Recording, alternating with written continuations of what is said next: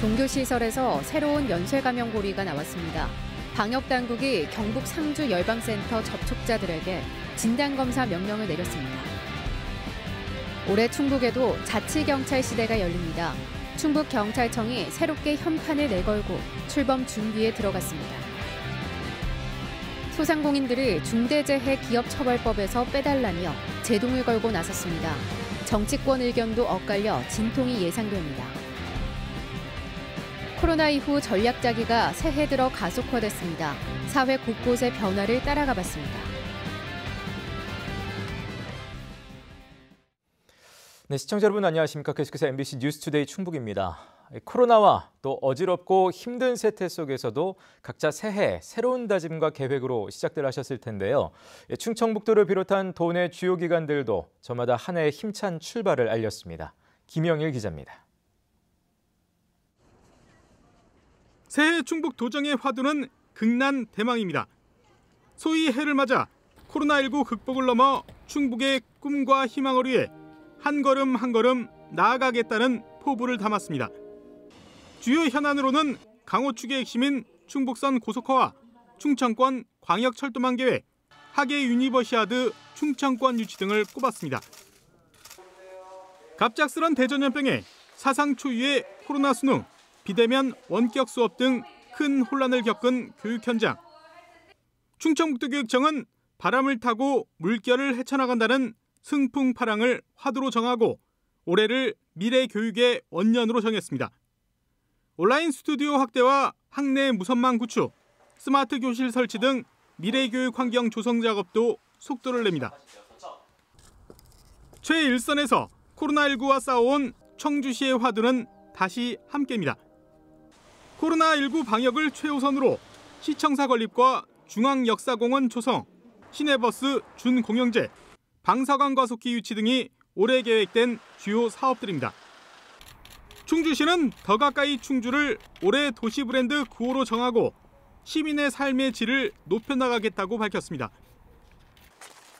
더불어민주당 충북도당은 흉온탑을 참배하며 코로나19를 반드시 극복해 소중한 일상을 되찾겠다고 약속했고, 국민의힘 충북도당은 코로나19 방역 차원에서 새해 관련 행사를 모두 취소했습니다.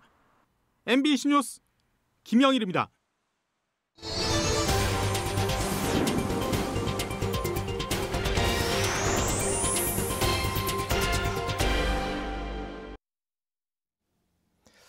네, 이처럼 새해 각오는 모두가 있겠습니다만 현실은 일단 코로나 팬데믹 속에 절망과 희망, 또 위기와 기대가 교차하는 출발선에 섰습니다.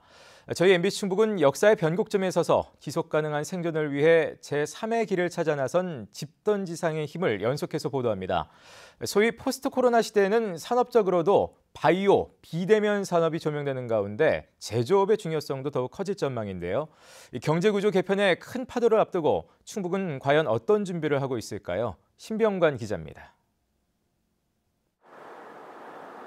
코로나19로 더욱 주목받고 있는 청주 오송. 질병관리청과 식약처 등 보건 관련 국책기관들이 자리 잡고 있고 신약 개발을 위한 연구소, 바이오 기업들도 둥지를 틀고 있습니다. 충청북도는 백신, 치료약, 면역 산업 시장의 수요가 급증할 것으로 보고 방사관 가속기가 설치돼 오창까지 포함해 감염병 위기 대응 클러스터를 구상하고 있습니다. 좀 더 이걸 가속도를 좀 붙여서 뉴딜 사업의 어떤 그런 소프트웨어적인 연구 융합 분야 쪽에 좀 초점을 맞춰서 바이오 산업을 좀 더 키워나갈 생각입니다. 비대면 산업의 부각으로 SK 하이닉스를 포함한 충북의 정보통신 기술 산업도 장기적으로 기반이 확고해질 가능성이 높습니다. 충청북도는 6대 신성장 산업을 중심으로 신규 사업 발굴과 정부 예산 확보 논리 개발을 위해 연구 용역을 발주했습니다. 코로나19로 제조업의 중요성이 더욱 부각되고 있는 만큼 스마트 산업단지 육성 등도 과제에 포함됐습니다. 코로나를 통해서 사실 여러 가지 어떤 이슈들이 재조명되고 있는데 그 측면에서 제조업도 굉장히 중요하다라는 게 이번에 증명이 됐고요. 이 밖에도 연구 용역을 통해 지방정부의 역할을 재정립하고 온라인 공간에서의 축제 관광 등 사회 전반에 대한 전망도 짚어보게 됩니다. 코로나19 방역에 총력을 쏟는 한편에선 코로나19 이후의 변화를 읽기 위한 움직임도 치열하게 진행되고 있습니다. 충청북도의 새로운 기회가 될지, 포스트 코로나 시대, 충북 도정이 대전환을 앞두고 있습니다. MBC 뉴스 신병관입니다. 제천 원주간 중앙선 복선 전철 정식 개통을 앞두고 어제 개통식이 열렸습니다. 문 대통령을 비롯해 이시종 도지사와 국회의원 등은 중부 내륙 지역에서 처음 도입된 고속열차 EMU 260과 KTX 이음을 직접 시승했습니다. 국내 기술로 생산된 KTX 이음은 탄소 배출이 적은 친환경 열차로 최대 시속이 260km까지 나오며 제천 기준으로 서울 청량리까지 1시간 8분 만에 도달할 수 있습니다. 지난해 우리나라의 주민등록 인구가 사상 처음으로 줄어든 가운데 충북은 오히려 인구가 증가하면서 160만 명 선을 지켰습니다. 2020년 12월 31일 기준 충북의 주민등록 인구는 160만 837명으로 2019년 12월 31일 기준에서 830명 늘었습니다. 충북 혁신도시 아파트 입주로 진천군이 시군 중에 가장 많은 2,634명이 늘어 인구 증가를 견인했습니다. 다만 도내 시군 가운데 인구가 증가한 곳은 진천과 청주, 괴산 등 3곳에 불과했습니다. 충북의 코로나19 누적 환자 수는 현재 1,299명을 기록하고 있습니다. 그런 가운데 정신질환 치료시설에 이어 충북의 새로운 감염고리가 나왔는데요. 바로 경북 상주에 있는 BTJ 열방센터와 관련된 감염으로 일주일 동안 충주에서만 50명 가까이 확진됐습니다. 허지희 기자가 보도합니다. 시작은 지난달 29일 충주에서 확진된 일가족 4명이었습니다. 부인의 동선을 역추적했더니 한 교회의 목사 부인과 밀접 접촉한 사실이 확인됐습니다. 이틀 뒤 목사 부인과 목사를 비롯한 일가족 5명, 교회 신도 등이 무더기로 확진됐습니다. 또 다른 소규모 교회에서도 목사와 신도, 그 가족 등이 확진됐는데 현재까지 확인된 연쇄 감염자만 50명 남짓입니다. 특히 한 청소년 쉼터를 이용한 고등학생 등 10대 확진자가 많은데 이 여파로 3,000명 넘는 초중고등학생 등 이틀 동안 5,000명 넘게 검사를 받았습니다. 사회복지시설하고 종교시설하고 관련이 있는데 9명이 발생됐습니다. 학생들. 나머지 학생들에 대한 10대들에 대한 학생들은 홈스쿨링 과정을 거치는 학교를 다니지 않고 종교단체나 이런 데서 이 방역 당국은 교회 2곳의 목사 등 6명이 지난해 11월부터 경북 상주의 BTJ 열방센터를 다닌 사실을 확인했습니다. 경북 상주의 열방센터라는 종교시설과 연관이 있는 것으로 추정이 되고 우리 시의 연결고리가 이어져 확산되고 있어 청주시도 지난주 10명의 확진자가 나온 한 소규모 교회와 열방센터가 관련이 있는지 확인하고 있습니다. 먼저 지난달 27일 비대면 예배를 위한 동영상 촬영 모임에서 방역 수칙을 어긴 사실이 있는지 경찰에 수사 의뢰했습니다. 충청북도가 상주시로부터 받은 열방센터 관련 인원은 청주와 충주, 제천 등 모두 118명. 14일까지 모두 자진의 검사를 받으라는 행정명령이 내려진 가운데 상당수가 아직 검사를 받지 않은 것으로 알려졌습니다. MBC 뉴스 허지입니다. 네, 이곳과 관련된 감염은 충북만이 아닙니다. 전국 각지에서도 코로나 환자 가운데 BTJ 열방센터에 다녀온 것으로 뒤늦게 확인되는 경우가 잇따랐는데요. BTJ 열방센터가 어떤 곳인지 이지연 기자가 파헤쳐봤습니다. 코로나19 특별 방역 기간에 수차례 모임을 연 경북 상주의 BTJ 열방센터. 충북을 비롯해 서울과 광주, 울산, 대전 등 전국 각지에서 이곳과 관련된 지역 감염이 잇따르고 있습니다. BTJ 열방센터는 백투 예루살렘, 세상의 끝까지 기독교를 전파한다는 뜻으로 인터콥이라는 선교회에서 운영하고 있습니다. 인터콥은 지난 1983년 설립된 선교단체. 스스로 미전도 개척 선교를 표방하며 국교가 따로 있거나 무슬림이 대다수인 나라에서도 선교 활동을 해왔습니다. 선교지 이제 영혼들에게 찬양을 불러줬었어요. 그 이제 무슬림 청년이 듣더니 이스라엘 회복과 관련된 성경 구절을 문자 그대로 해석하면서 공격적인 전도 방식을 사용해온 건데 지난 2006년에는 정부 권고를 무시하고 아프가니스탄 선교 활동을 추진하다 갈등을 빚기도 했습니다. 테러와 자연재해가 심판이라는 종말론적 주장과 전문 선교사가 아닌 평신도 중심의 전도 또한 지적되는 부분. 이단으로 규정되진 않았지만 주요 교단에서 인터콥과의 교류를 제한하고 활동에 참여하지 말 것을 권장하는 이유입니다.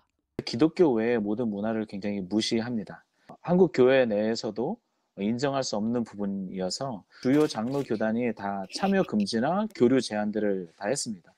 감염 확산에 대해 인터콥 선교회는 지난 2일 국민 보건과 안전에 심려를 끼쳐 사과한다는 내용의 입장문을 발표했습니다.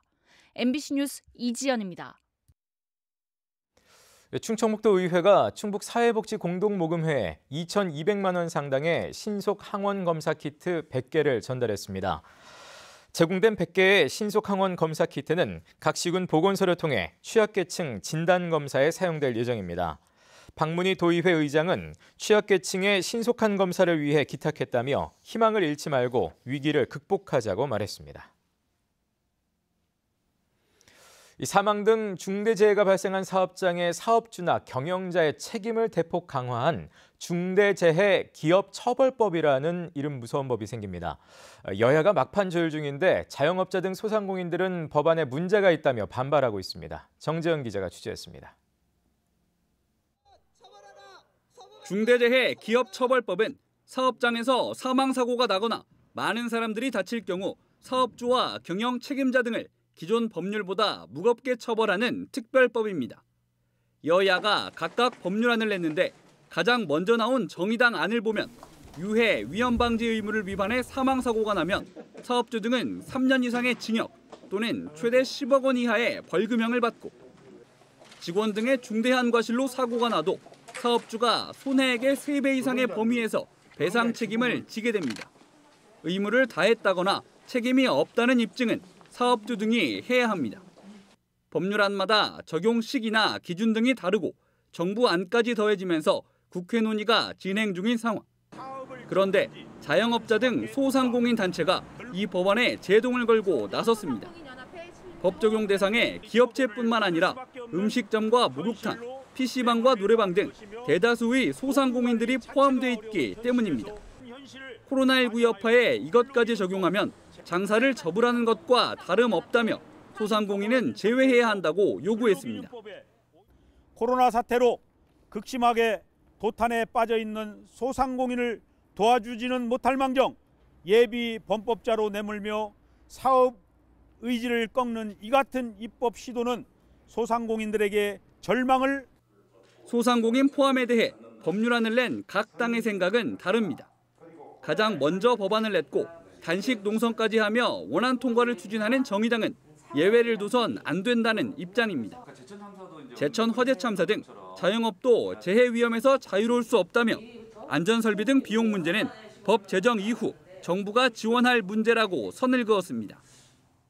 대상에서의 예외는 사고의 발생을 방기하는 것밖에 되지 않는다. 안전시설이나 기타 필요로 하는 투자에 있어서는 여타 재정을 마련하든 지원책을 마련해서 제도적으로 그건 정비해서 보완해야 될 영역이라고. 국회는 이번 주 안에 논의를 끝내고 임시국회가 끝나는 8일까지 법을 만들 계획. 중소기업단체의 반발도 있는 만큼 취지를 제대로 살린 법이 탄생하기까지 적잖은 진통이 예상됩니다. MBC 뉴스 정지영입니다. 올해부터 충북에도 자치경찰제가 도입되면서 충북지방경찰청의 명칭이 충청북도 경찰청으로 바뀌었습니다. 특히 자치경찰과 함께 그 안에는 국가수사본부도 신설되는데요. 이 자치경찰제, 상반기에 구성될 자치경찰위원회가 얼마나 잘 만들어질지가 관건입니다. 이채연 기자가 보도합니다. 먼저 기존 충북지방경찰청이 충청북도 경찰청이란 이름으로 바뀝니다. 조직은 크게 국가경찰과 수사경찰, 자치경찰, 세 분류로 나뉩니다. 112에 교통사고 신고를 하면 단순 사고일 경우 자치경찰 업무로, 범죄 혐의점이 있다면 수사경찰 업무로 처리되는 겁니다. 도민들 입장에선 수사를 맡는 경찰은 같지만 업무에 따라 지휘감독 권한이 달라집니다. 가정폭력이나 교통안전, 치안처럼 생활 주변과 밀접한 예방 업무는 시도자치경찰위원회, 경비, 정보, 외사, 경무 업무는 경찰청장, 기존 형사사건은 새로 신설된 국가수사본부의 지휘감독을 받습니다. 자치경찰제 시행으로 권력이 분산돼 상호 견제가 가능하고 지역별 치안 예산 집행에 있어 효과적으로 대응할 수 있다는 장점을 내세웁니다. 네, 자치경찰위원회가 주민 밀착형 치안 정책에 대하여 도경찰청을 지휘함으로써 우리 도민들에게 더 가깝게 다가갈 수 있는 치안 서비스를 제공할 수 있습니다. 국가수사본부 신설과 함께 경찰이 1차 수사권을 갖게 됨에 따라 자체 심사 제도도 강화됩니다. 수사 사건이 종결하기 전에 그 사건이 적정했는지 한 번 더 심사하기 위해서 각 경찰서마다 수사 심사관을 배치하여 사건의 공정성을 검토하게 됩니다. 다만 경찰 권력 분산 취지에 맞게 시도 경찰위원회의 구성이 얼마나 공정하게 이루어질지가 관건입니다. 구체적인 자치경찰 업무뿐 아니라 시도지사가 지닌 경정 이하의 자치경찰 인사권과 관련 예산권 행사를 둘러싸고 큰 틀이 정해지기 때문입니다. 훨씬 더 많은 권한들이 자치경찰위원회에 부여가 돼야 되고, 그리고 사실상 시도지사에게도 일정 부분 권한이 가야 됩니다. 그래야지 지역 특성에 맞는 경찰 조직으로 변할 수가 있어요. 충청북도 경찰청 실무추진단과 각 지자체는 상반기 협의를 거쳐 도조례를 제정하고 지역 특성에 맞는 사무를 정해 7월부터 본격 시행할 계획입니다. MBC 뉴스 이채연입니다.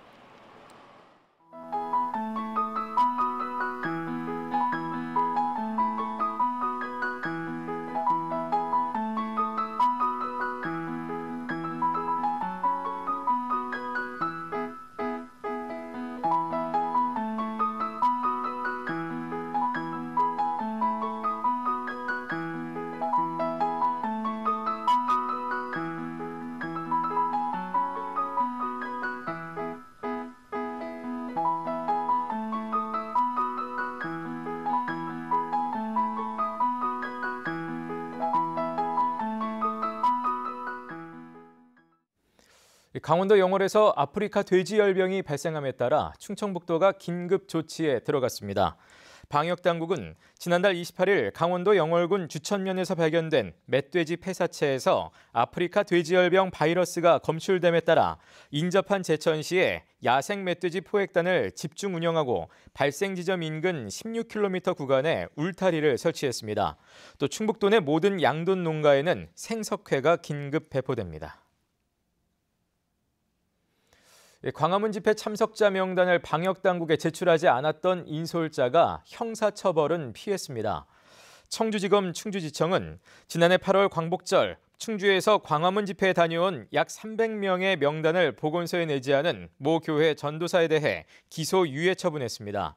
검찰은 충주보건소가 고발을 취하했고 또 이후 참석자들을 찾을 수 있도록 조사에 협조한 부분을 감안해 기소하지 않았다고 설명했습니다. 청주시가 어제부터 불법 광고물 수거 보상제를 재개했습니다. 청주시는 매주 화요일마다 65세 이상의 시민들이 불법 광고물을 수거해 오면 현수막 한 장당 1,000원, 족자형 현수막은 장당 500원, 명함은 장당 5원씩 보상금을 지급하기로 했습니다. 지난해 불법 광고물 수거 보상제에 참여한 청주 시민은 모두 5,500여 명으로 불법 광고물 1,543만 장이 수거돼 2억 9,500만 원의 보상금이 지급됐습니다. 네, 뉴스투데이 충북이었습니다. 시청해주신 여러분 고맙습니다.